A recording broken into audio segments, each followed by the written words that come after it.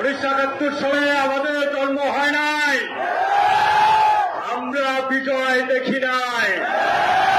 2024-এ আজকের দিনে এসে আমরা একটি বিজয় দেখেছি। এই বিজয় কার? এই বিজয় জনগণের।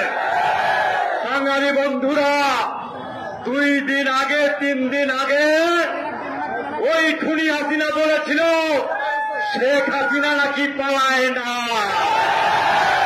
আজকে কি হয়েছে? শেখ হাসিনা পালিয়েছে। বাঙালি বন্ধুরা, আমরা এতদিন শুনেছিলাম ভারত নাকি শেখ হাসিনার সাথে স্বামী স্ত্রীর সম্পর্ক। হায় হায় হায় হায় হায়, আজকে এই বিপদের দিনে শেখ হাসিনা হেলিকপ্টারে চড়ে ভারতে গিয়েছিল। ভারত বলেছে না না না, তোমাকে দেব না।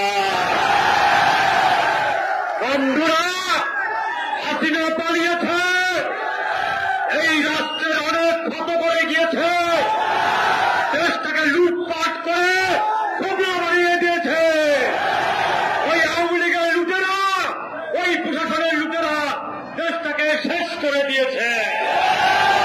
এই দেশ আজকে স্বাধীন হয়েছে, এই দেশকে মেরামত করতে হবে। এই দেশকে মেরামতের দায়িত্ব কার?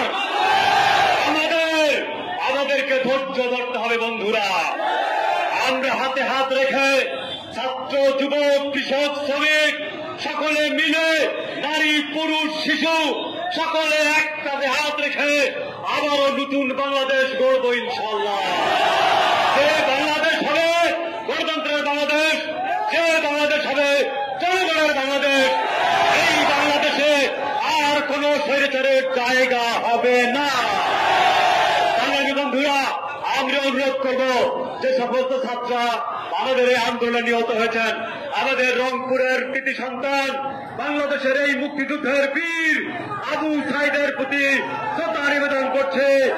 এই সাথে বাংলাদেশের শত শত ছাত্র জনতা যারা বুকে রক্ত দিয়ে আজকের এই বিজয়কে অর্জনে সহায়তা করেছে, তাদের সকলের আত্মার প্রতি শ্রদ্ধা নিবেদন করছে, তাদের হাতের মাগফিরাত কামনা করছে। আগামী দিনে বাংলাদেশ মেরামতের জন্য জাতীয়ভাবে যে সিদ্ধান্ত আসবে, আমরা সকলে মিলে সেই সিদ্ধান্ত বাস্তবায়ন করে আগামী বাংলাদেশ গড়ব ইনশাআল্লাহ। এই আশাবাদ ব্যক্ত করে আজকের মিঠাপুকুরের মুক্তিকামী মানুষ গতকালকে আমাদের 10 জনের মতো ছাত্র শিক্ষার্থীদেরকে গুলি করা হয়েছে, আহত করা হয়েছে, তাদের সুস্থতা কামনা করে আগামী দিনে আরো তৌহিদি জনতাকে সাথে নিয়ে এই মিঠাপুকুরের শান্তি শৃঙ্খলা রক্ষা করবে ইনশাআল্লাহ। এই আশা রেখে সকলে ধন্যবাদ জানিয়ে আমার কথা রেখেছি। বাংলাদেশ জিন্দাবাদ, শহীদ আহমদ হক, দেশনেত্রী বেগম খালেদা জিন্দাবাদ।